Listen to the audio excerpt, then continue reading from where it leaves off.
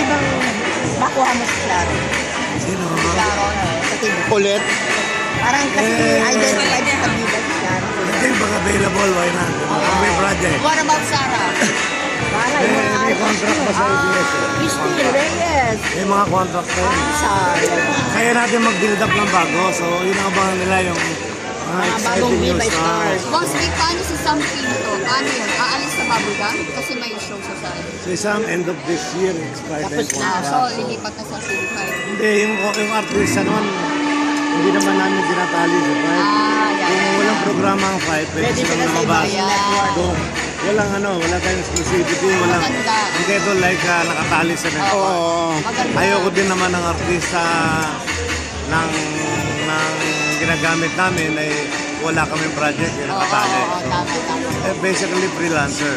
Tama. Walang kung sinong available at magustuhan yung project, yun ang bibigyan natin. Ano ang vision mo sa 2016? Yung tatahakin ng TV5 under your management? May mga may mga programa siyang magaganda. Meron din kami magagandang mga game show. Yan, talent show, mga talent reality. shows, reality show. Boss Vic, lagay mo ang talk show. Walang talk show na ibalik mo yung talk show. Yung talk show siguro Showbiz talk.